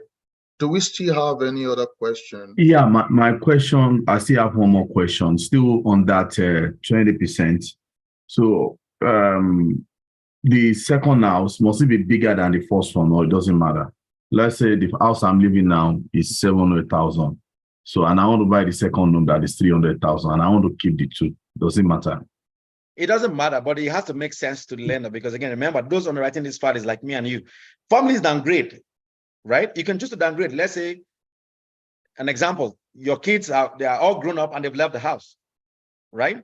So you want to move into a smaller property. You don't necessarily want to sell because you still feel like there's, you can rent it and you can continue to pay itself, but you want to downgrade because it's just you and your wife, so you don't need a big space. You can move down and still leave the other one. So it doesn't affect it, right? So at the end of the day, it still boils back to what your intentions are and how you present it to your financial institution, like whoever is funding the deal. Thank you. Right. I don't see any more questions here. Yeah, my other question now is raising down payment. Can you take money from line of credits without any impact on your, on anything? If you have a line of credits and you need to fund your investment. Yeah, so it will affect you, because again, remember that I briefly talked about TDS and GDS. Yes. Your total debt service ratio. So when you take your line of credit, it becomes a liability. And the cost of servicing that amount will be factored in. So usually, depending on your case, it may push out your TDS. The bank will not be willing to fund the deal, except you go to other creative ways of funding your mortgage, funding your deal, which could be private lenders or all other creative ways of financing real estate deals. Those ones are advanced, where you talk about vendor take back, agreement for sale, seller financing, and things like that. Those are advanced strategies, and I don't want to dive into it here, just to keep things simple. Then my other question is, I've had people saying you can take money from your RSP, RESP, some other investment you have to purchase a house. Is that still valid? Yeah, so those provisions are made for first-time home buyers, right? Oh. They are not for investors. They are meant for people to get into their first home, where they can pull money from their RSP. You're gonna pay it back anyway, right? So you just pull it temporarily, use it as a down payment, and then later on you pay it back. Pay it back, because technically it's your money, but it's not your money. So, but that only works when you're buying your primary residence as a first-time home buyer. Once you've bought your first home, you can't do that. They can't allow that. Then the other question that I have is for, you said you can partner people international, they are not Canadian. You can have an agreement, like a joint venture kind of thing. So how do you bring such money, from international? Because I've seen a friend, they just sent 20,000, they close the person's account. So how do you bring money from places that are, maybe your first country, and Canada is your second country? How do you bring the money? Okay, so for the purpose of this seminar, I made that reference when we were talking about students, not necessarily international buyers, right? Yes. Yes. So for the purpose of this seminar, I'll leave it at that, because again, the government has said international buyers cannot buy. So I can't dive into it. Okay. Yeah, but if you're a student here, you're a temporary resident, at least you're here. It's a lot easier. If you're not qualified, you're a student, you have your money here. And of course, remember that when you do your financing, the lender wants to know where the money is coming from. And you know what I mean? They have to know where the down payment is coming from. And again, you can't lie. You shouldn't lie, right? So again, if you talk to the lender and say, hey, this is my situation, if they are willing to fund the deal, good for you. But again, for the record, it was just when I was talking about maybe students, playing because they are temporary residents in Canada anyways. Okay. So the other question that I have, sorry, because I just wanted a lot of people to ask before I ask, is the area of refinance. So okay. If you refinance, if my house appreciated by 100%, by 100,000, like the way you mentioned that you bought the house for somebody and there's 100,000, can I take the 100,000 away? You can't take the 100,000, but I'll tell you how you calculate how much you can take away. Okay. So if you have a pen, are you ready? Yes, sir. So the current value of your home, don't inflate it. Don't inflate the value of your home, because again, the people that are financing the deal would do an appraisal. So have a realtor do a realistic number for you. So the current value of your home minus 20%. Okay? Okay. The balance of that mathematics you just did now minus your mortgage balance that you're owing the bank. Whatever is left is what you can pull out. Okay. But what they will calculate is your, okay, but you've mentioned the mortgage balance. Okay. Thank you. Okay. Yeah, I think that should be my question. Okay. Thank you, sir. Thank you, sir. If I may, one last question. Probably you've already answered, maybe I missed it. So you talked about goals a lot at the beginning. Could you give a couple examples of goals that investors have that, so I know what you mean by investing, like everything depends on your goals. Is that in terms of a passive appreciation or forced appreciation or anything like that? Is that what you're referring to when you say goals, or there are very specific things that people express, like experienced investors in real estate that express those objectives when they pursue this vehicle in terms of building wealth? Okay, so when I talked about the investment goal, is that for every particular investment you want to do in real estate, you have to figure out what you want to make out of it. Okay. So having that idea guides you, because if not, anything that passes through your ear, you are jumping right, left, and center. Oh, they say, oh, this one works. Oh, you don't even know what happened. As long as you hear that, oh, somebody made I'll give an example.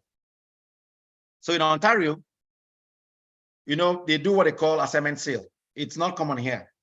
So people buy properties from a builder. They have no intention to qualify for mortgage because they cannot qualify for mortgage. So they have no intention of getting a mortgage to close the deal. But because the market is always in a growing trajectory, they will buy, sign a deal, put a down payment, and they won't allow a longer deposit structure in Ontario. The whole idea is that by the time the property is built, the value has gone up. But before the property is ready for possession, they will sell the plan. So they will assign that contract to a new person at a higher price, right? And they walk away. So people were hearing pre-com. They did not understand how it works, right? And some people jumped in at the peak of the market. Now the property is almost ready. If you check, there's a case that was on the news in Brampton as well. The property went from 2.4 million, it went down to 1.8. So that leaves a gap of $600,000. The bank that gave you an approval initially, a mortgage commitment letter initially for 2.4, probably are giving you 80% of 2.4 million. Now that the value is down to 1.8, they are giving you 80% of 1.8. They are not going to give you 80% of 2.4. So that leaves a deficit of over 400,000 or more. Where are you going to see $400,000 to pay in addition to your original down payment? Right?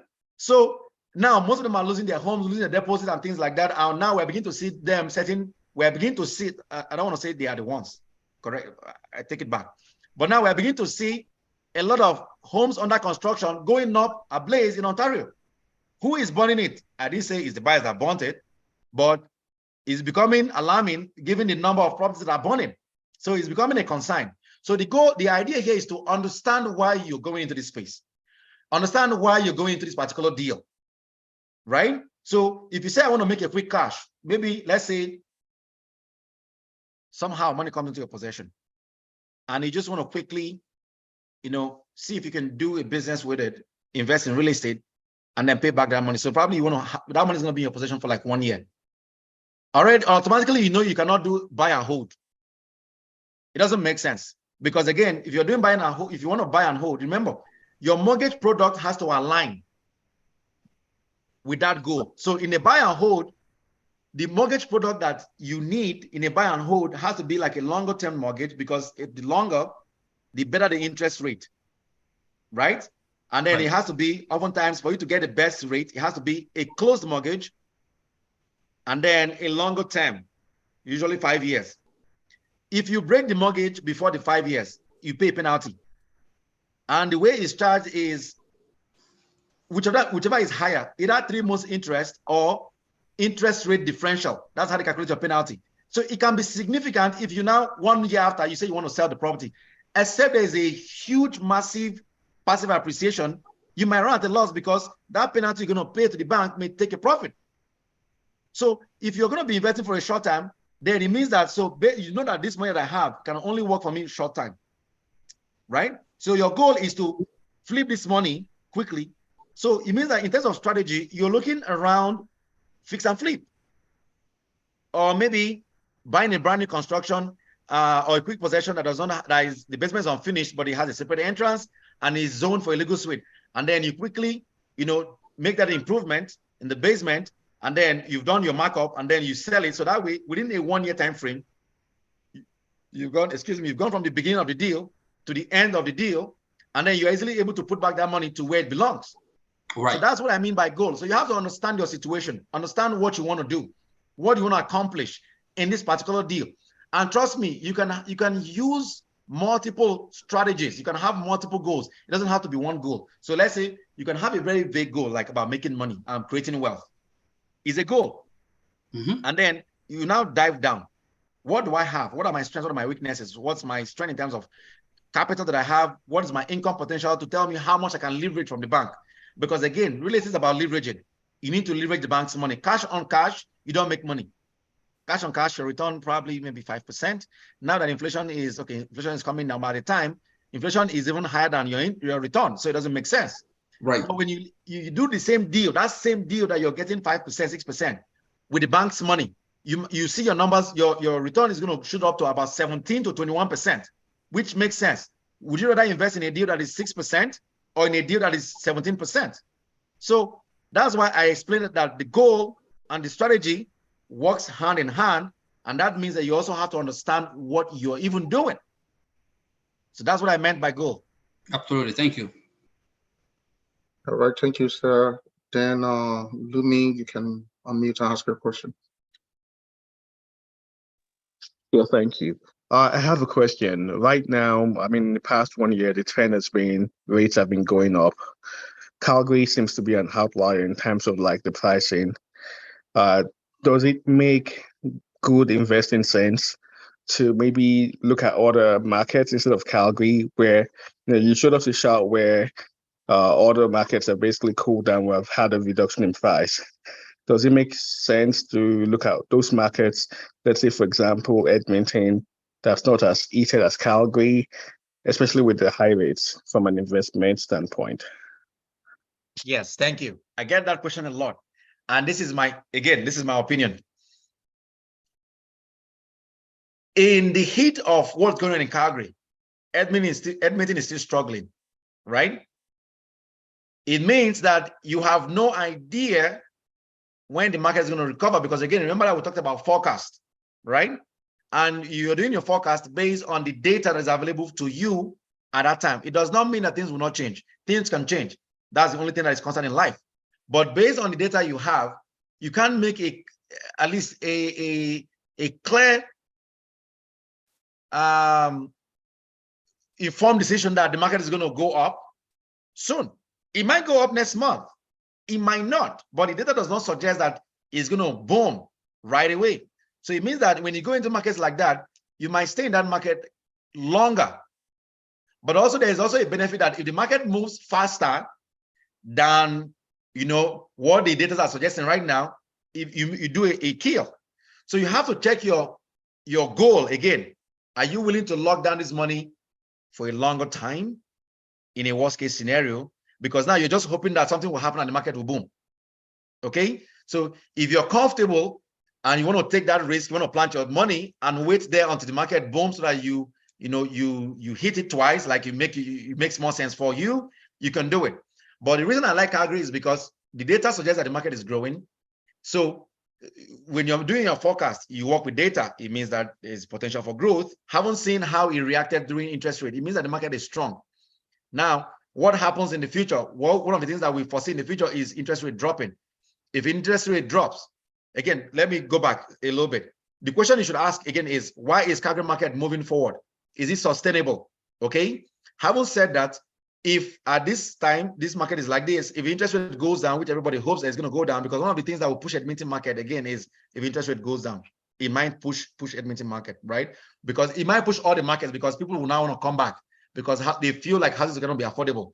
But the problem is that there's a very short time, there's a lag between when a policy is implemented and when the effect is felt.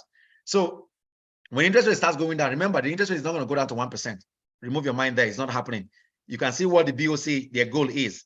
If they're able to bring down interest rate around 3%, that's their goal. They're not going down to 1%. So remove your mind from 1% if that's what you're thinking.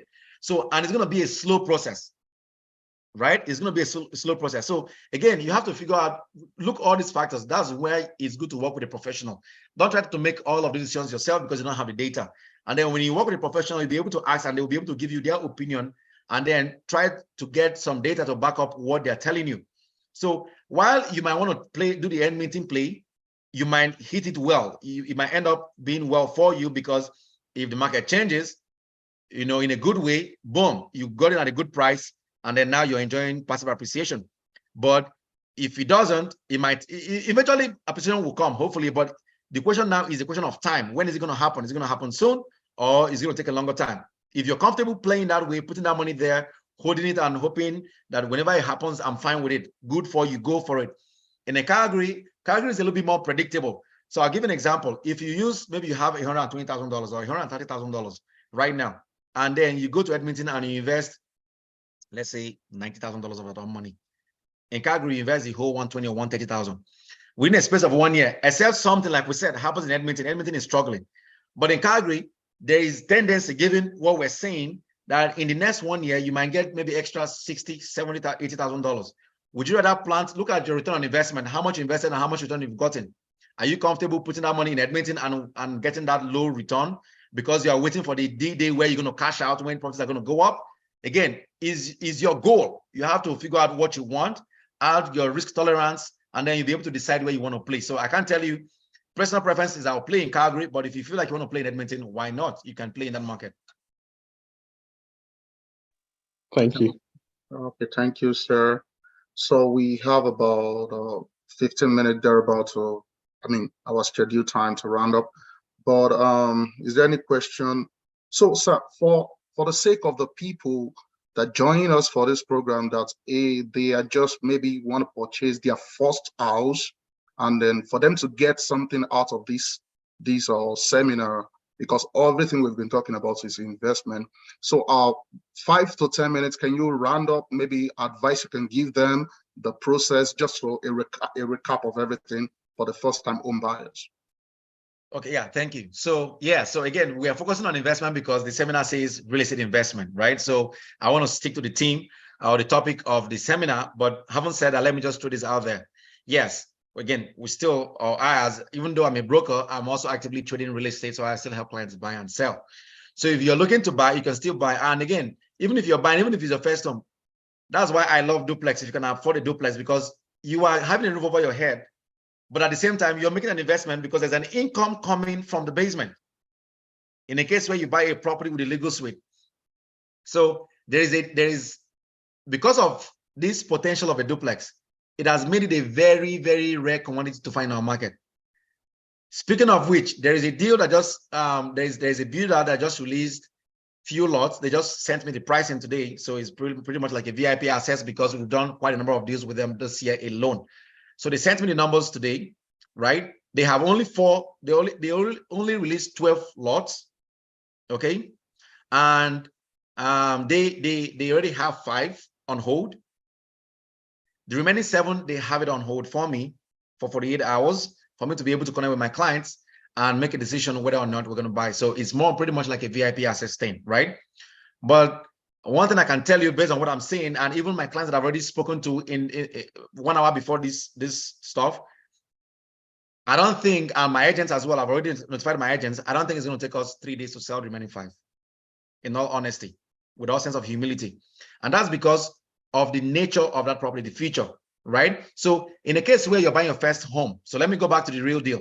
You're buying your first home and you can still qualify for around 660 it gives you an opportunity to go in as a first-time home buyer, but at the same time, a mini investor because of the income coming in from your basement, which pushes down your mortgage payments on a monthly basis because you're able to offset part of your mortgage payments from the income coming from the basement.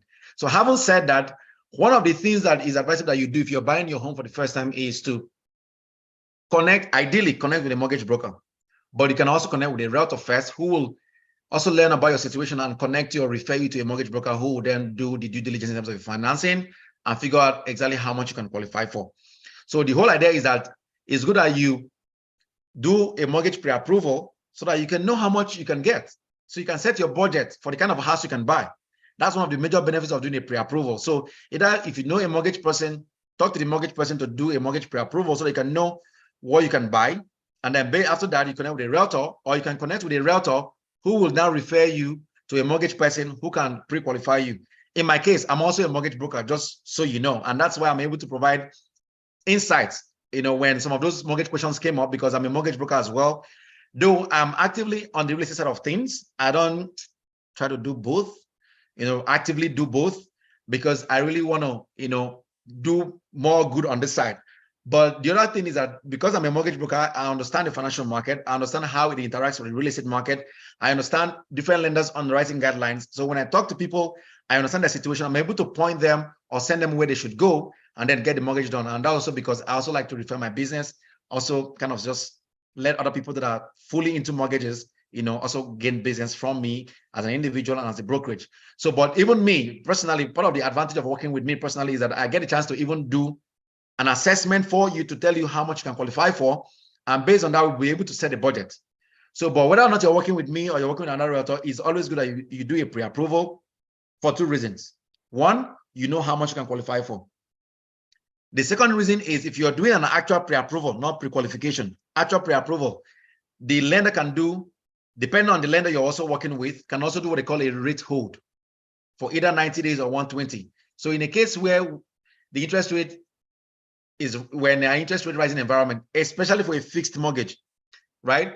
You may want to hold a rate so that in case rate goes up while you're looking for a house, you don't have to worry about the increment because you already have a rate on hold for you until you find the home that works for you. So when you do a pre-approval, you get a chance to hold a rate with the lender and at the same time know how much you can qualify for. So that way, when you approach a realtor, you have a budget, you can start seeing homes that are within your budget, not outside your budget. When you start seeing properties outside your budget, before the budget number comes in and it comes in lower, imagine seeing beautiful homes and now they're telling you to come down. You're always complaining. In my experience, they always complain like, oh, no, this house is not fine. That's what you can afford. But because they're seeing fancier homes, bigger homes, selling for what you can afford becomes a problem. So before you fall into that trap, get a pre-approval, set a budget, work with a realtor that has an experience to show you properties that are within your price range, and advise you on those properties that you're looking at based on how much you can qualify for. And then the realtor will take it for you from there. Because what happens in terms of step-by-step process is that when you've done your pre-qualification, during the pre-qualification, you get a chance to talk about pulling money from your RRSP, right? As towards a down payment. So all of those financial aspect of it. So like your down payment, your credit score, all of those things happens in the mortgage pre-approval phase. So the mortgage person takes care of all of those things, like in terms of checks and balances and all that stuff. So once they give their pre-approval, give you a number with the hold, the realtor is able to help you to find properties, based on your preferences, maybe part of city, property type, age of the property, number of bedrooms, number of bathrooms, legal basement or separate entrance or whatever that your criteria are, will be able to help you match your expectation to your budget. Okay? Because ultimately the market dictates to you what you can buy. You can't manufacture a property. It's what is on the market that you can buy. So the market dictates to you. So you can either adjust your budget or adjust your taste, right? But then the point is when the realtor helps you find the property, he will guide you through the process, put in an offer for you on the property, advise you of anything that you need to know. And then it's advisable to have conditions in your purchase contract that allows you to do property inspection in the case of a resale, most especially go and do your mortgage approval to make sure that the bank will fund the deal. Because you have a pre-approval does not guarantee approval. Things can go wrong. Because at pre-approval stage, they're looking at your number and the things that you've stated. They rarely look at your documents. They don't mostly review your documents at that phase. So they will just give you a pre-approval based on the information that you have provided, financial status and all of that stuff, and then maybe put your credit. But when you go back for approval, that's when they start looking at your letter of employment in details, your down payment, how long have you had a down payment, where is it coming from, and things like that. And if something is off that does not meet the lender's underwriting guideline, they can pull out of the deal. They can say, we're no longer, even though we're giving you pre-approval, we're not going to fund the deal. So when you have the conditions in your purchase contract, it allows you time to go to the bank and get your final approval. It also allows you time to do property inspection to make sure that there are no huge, big ticket items, defects in the property, so you don't end up spending money after you've taken your keys. And then in a case where you're buying a property that is a condominium, condominium is not just property type, it's a type of home ownership. It's not about apartments. Condominium mainly is about the type of home ownership. So a townhouse can be a condo. An apartment is certainly a condo. A duplex can be a condo. A detached house can be a condo. It depends on the land it's sitting on. Okay? So if what you're buying is a condo, then as part of the conditions, do the condo document review, where you also get a professional to review the condo documents and make sure that the reserve fund of that condominium is healthy. If not, the reserve fund is the money that is set aside to cover replacement costs for wear and tear down the road, as well as any major repairs that is going to happen. So imagine if you're staying in an apartment, you're using an elevator, you have your hallways that you walk through, and then elevator breaks down. When I mean breakdown, not even repair, it breaks down, that maybe it needs replacement. If the condominium does not have enough money in their reserve fund, it means that they have to levy everybody there to bring money to repair it, right? If the rug on the hallway dies due to wear and tear, it needs to be replaced. Where is money going to come from? Reserve fund. If the reserve fund is no longer healthy, they're going to do what they call special assessment. That's when they levy everybody in that building to say, hey, bring money, or in that complex, depending on the property type, to say, hey, bring money, let's fix what needs to be fixed. So when you do the condo document review, it allows the professionals to review the document, make sure that there is no lawsuit. The condo is not, associated with any lawsuit, because that can also be costly as well, right? So the whole idea is do a due diligence, make sure that it's good before you now proceed on that deal. You sign what they call a waiver and proceed on the deal, and then the lawyers come in, do their part, and then you get your keys and live happily ever after, right? So two major things that you have to take away here is mortgage broker and a realtor. So either you go to a mortgage broker before going to a realtor, or you go to a realtor who will refer to a mortgage broker so you can do the pre-approval.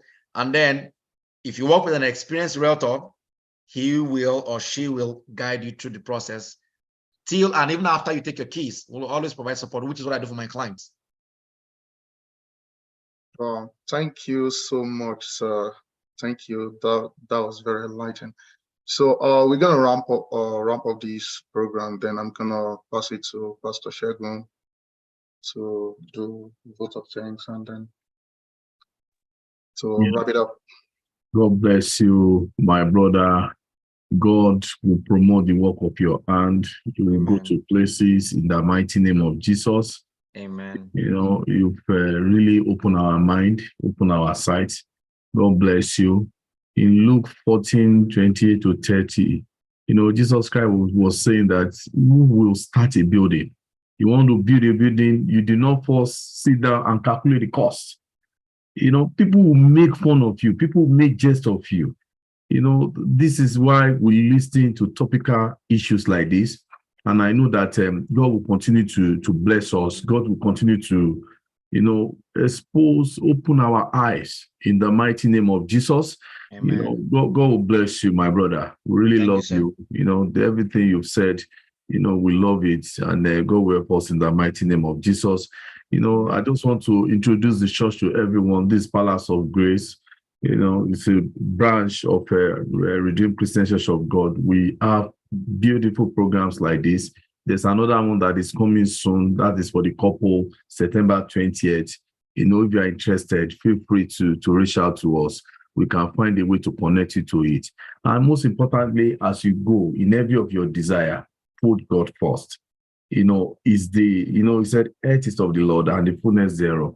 All the desire, everything we're mentioning, there's nothing that God cannot do. God gives knowledge to man, like how God has blessed my brother so much I was just marveled, just listening, watching him, that this is God. God can bless you too in every area of your gifting, every area of your desire, whatever you like to do. He said this into realtor. There's the mortgage. There's a lot of things there that you too can pick up. God bless you, my brother. Even as we go, we will not go into evil. None of us will go into destruction. In the mighty name of Jesus, everything we have had today, it will illuminate our spirit man. We will make use of it in the mighty name of Jesus. And you have used, you will gain so many more business as a result of this engagement in the mighty name of Jesus. Amen. Thank you. Daddy, Lord, thank you. In Jesus' mighty name, we are praying. Amen. Amen. Thank you so much. Thank you for having me. And for everyone that joined this seminar, thank you for attending. And like I said, I'm always open to providing you ideas. You don't have to work with me. If you have rather you're working with, it's fine. You just probably want to get insight on a few things. Please connect with me on all platforms. My email is there. My phone number is there. My Instagram is there. My Facebook is there. I try to be active, especially on social media. I'm very active on social media. So even if you reach out to me on social media, I'll definitely give you my 2 cents, and then you can decide how you want to go. So thank you again. I appreciate it. And again, to the leadership of the church, Pastor Shehu, I really do appreciate this opportunity. And for the team that also put this together, I am grateful from the depth of my heart. My goal here is to try to bring as much information to especially the community, because again, personally, like I said, my personal testimony is something that within a short period of time, I've benefited as well. And again, there is room for all of us to fly. So if there's an opportunity for a brother or a sister, to do better, again, I take it upon myself to, to contribute my little that I can. And I hope that you take action. So assess yourself, get more information if you need to, and take some action. Thank you so much for having me. And I hope to stay in touch with the church. And if I'm ever needed, I'm at the service of the church.